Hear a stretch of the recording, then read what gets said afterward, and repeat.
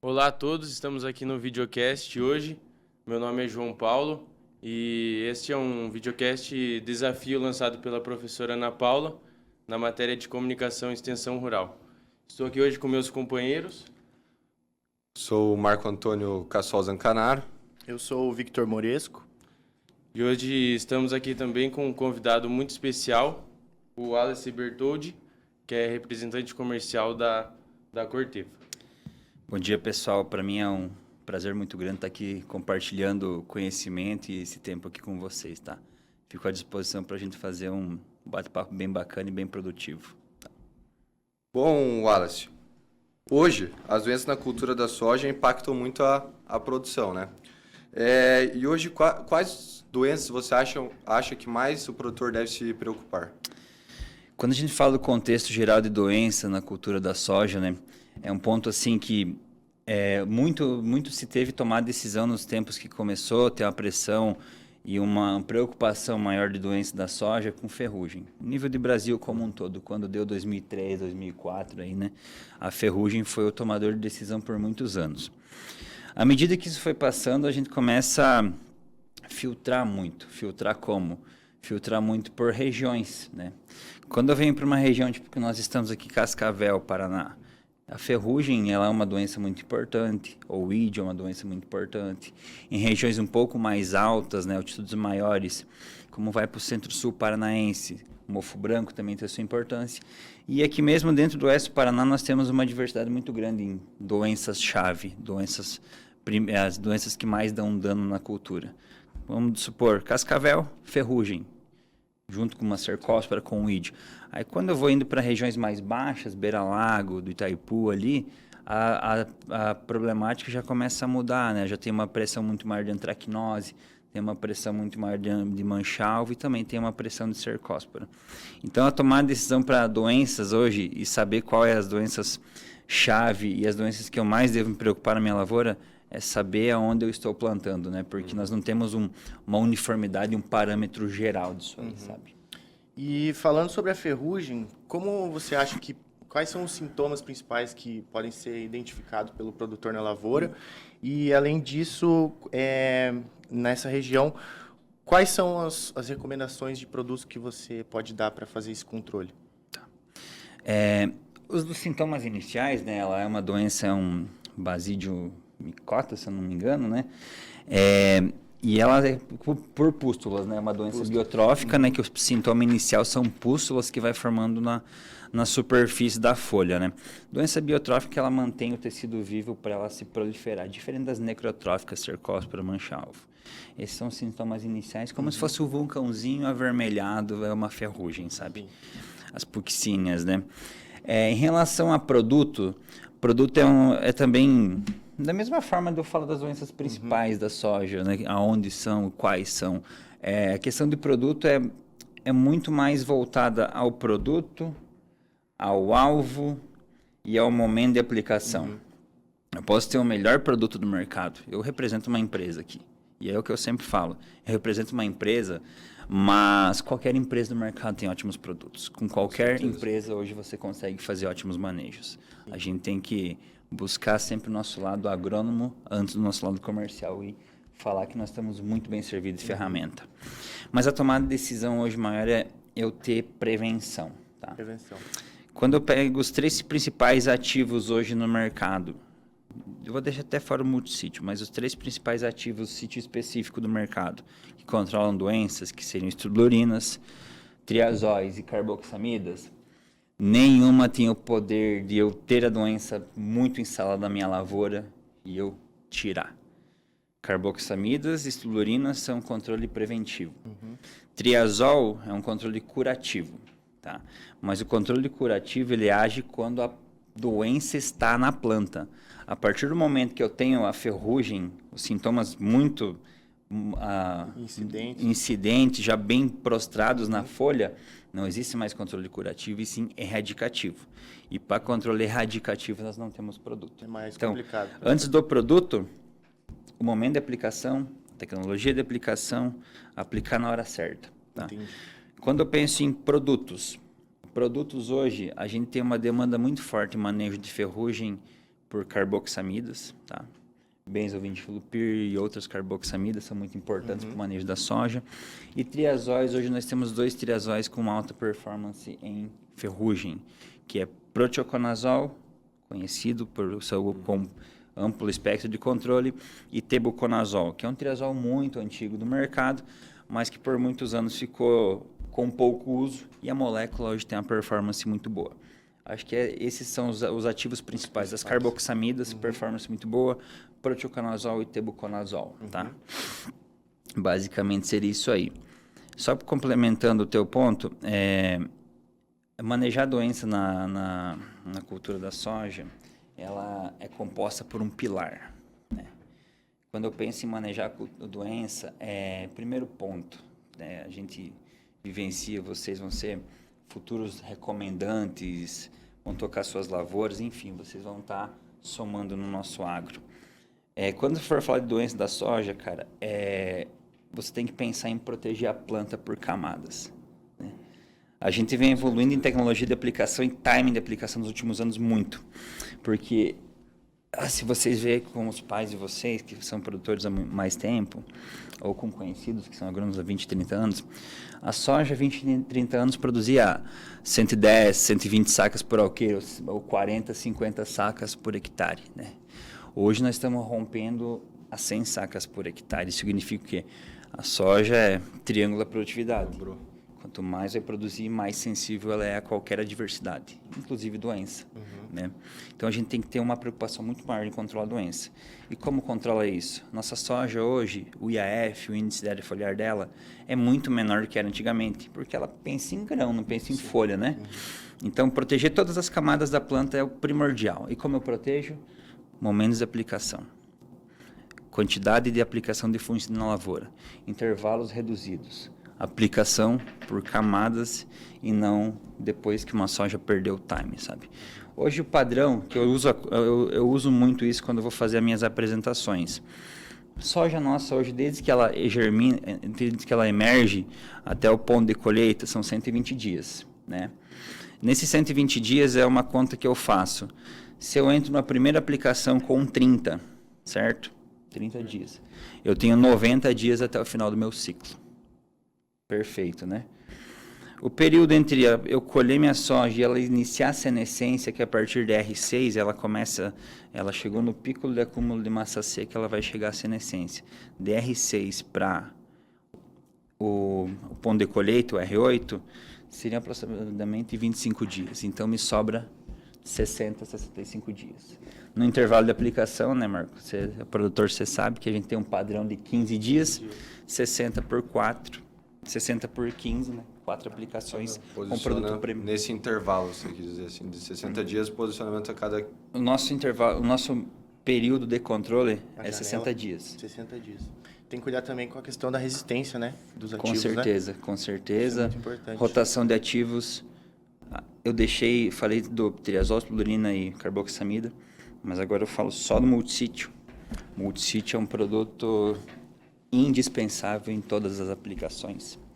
Não tem como a gente colocar, por mais que temos ótimos produtos, inclusive nos próximos anos vocês viram novos grupos químicos na doença, manejando doença na cultura da soja. Grupos químicos que há 10 anos não eram lançados, a gente a partir do ano que vem já vai ter alguma coisa no mercado, né?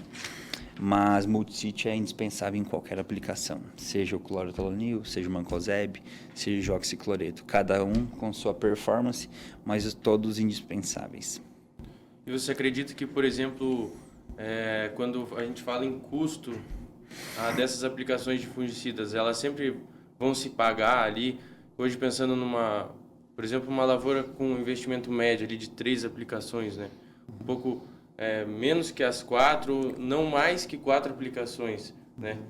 Você acha como que é o teu pensamento em relação ao investimento de cada aplicação ali a partir de 3 aplicações, por exemplo? É válido em casos de anos que precisa de 5? Você acha que sempre vai trazer uma eficiência, sempre vai trazer um retorno sobre o investimento do fungicida, né? Sempre vai trazer um retorno sobre o investimento no fungicida, sabe? Qualquer aplicação que você fazer, ela vai se pagar dentro de um escopo racional de manejo de doença, né? A gente tem que trabalhar hoje muito atrelado à performance, mas também a custo-benefício, né? A gente tem que, seja na nossa propriedade, ou seja na propriedade que você vai assistir, você tem que trazer rentabilidade para o produtor, né? Não é só você pensar no teu próprio nariz, né? Que certeza. eu acho que isso não perpetua o teu negócio, né? Um negócio que o ganha-ganha é o que prospera, tanto para mim quanto para quem eu atendo, né? Isso é uma regra. Mas quando eu penso em aplicações, cara, até tem alguns resultados dessa safra mesmo que eu fiz, alguns protocolos, onde eu tiro a primeira aplicação, né? A V0, que fala vegetativo, ela perde 6 a 7 sacas. E a aplicação custa 3. Então, é um retorno sobre investimento aí de 4 sacas, né? Sim.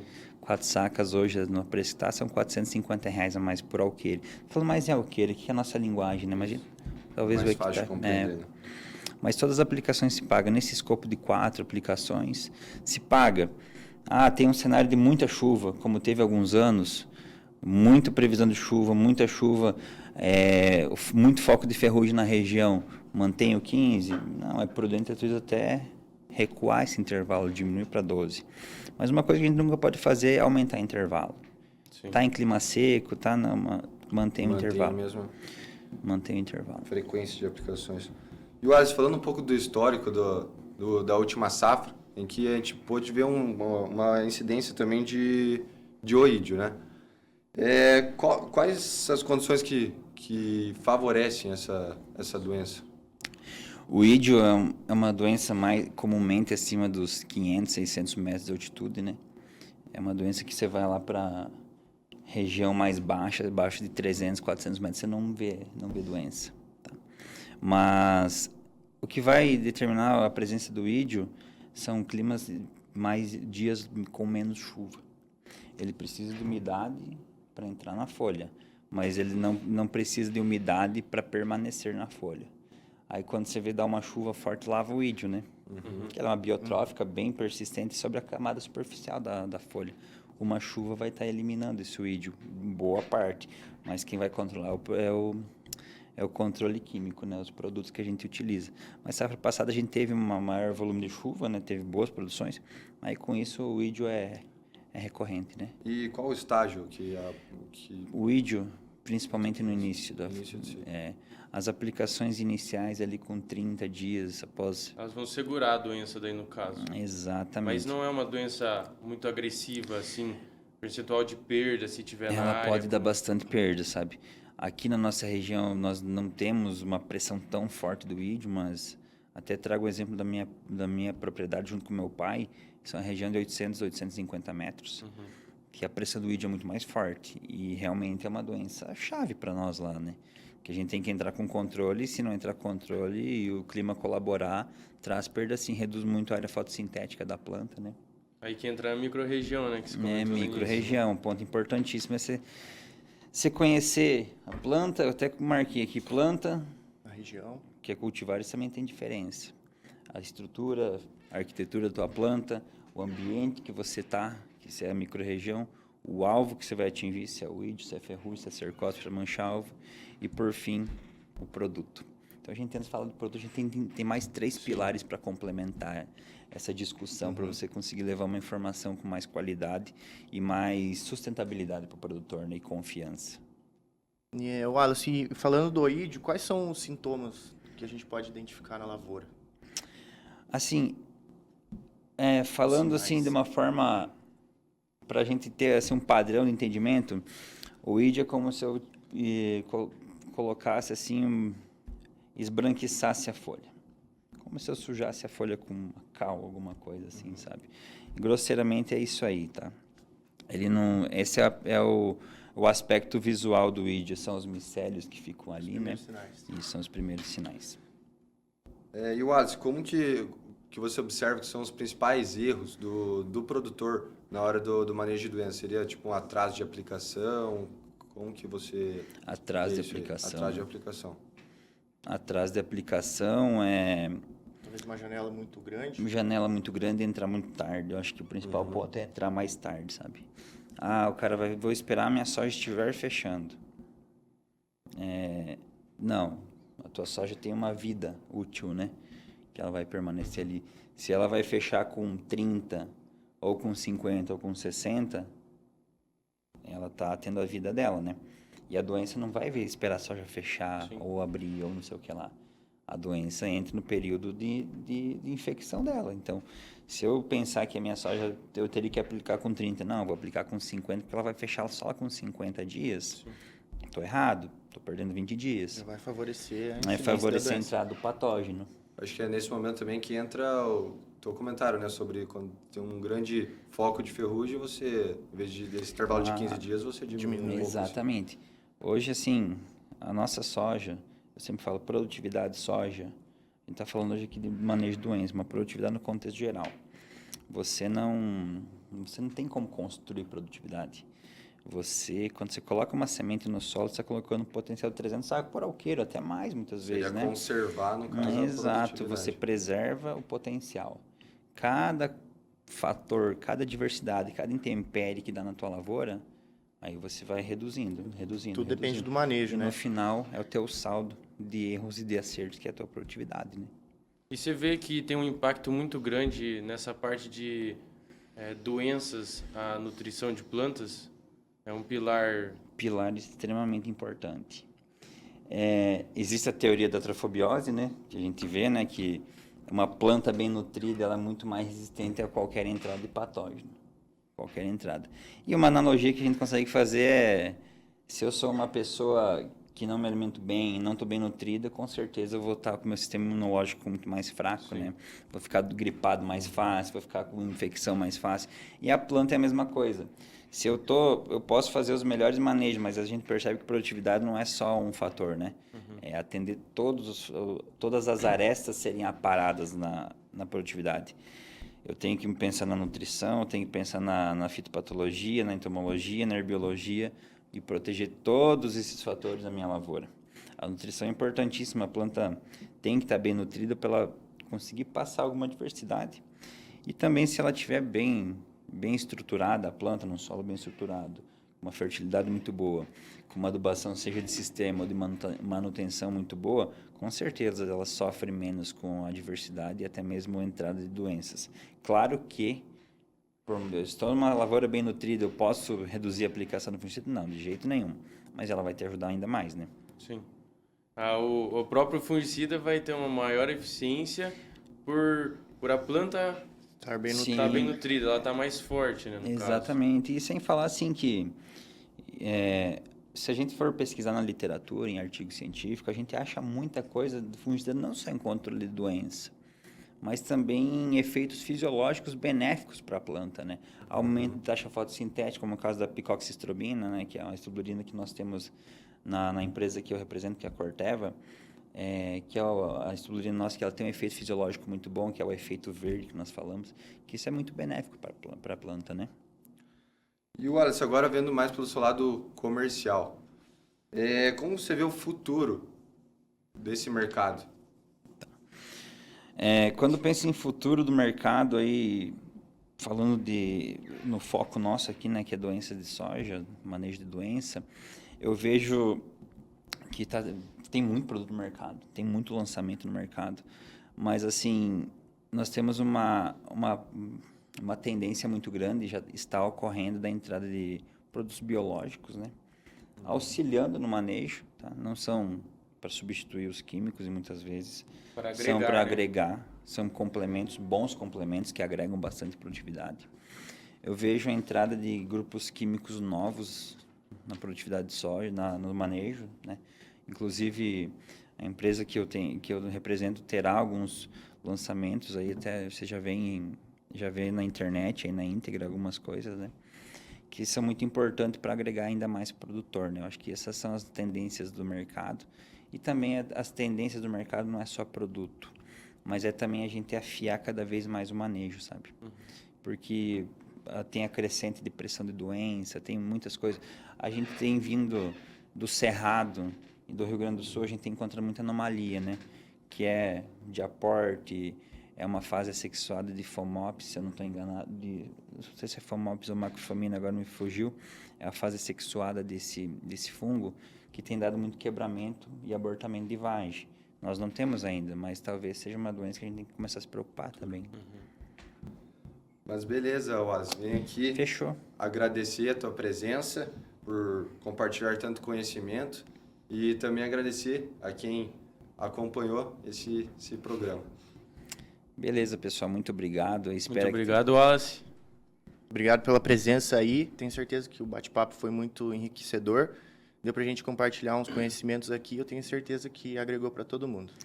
O prazer é meu, obrigado. Conte sempre comigo, sempre conosco. E um prazer aqui. Espero ter atendido as expectativas de vocês aí. Atendeu, sim. Precisando da gente, e conte conosco aí. Muito obrigado. Obrigado. Valeu.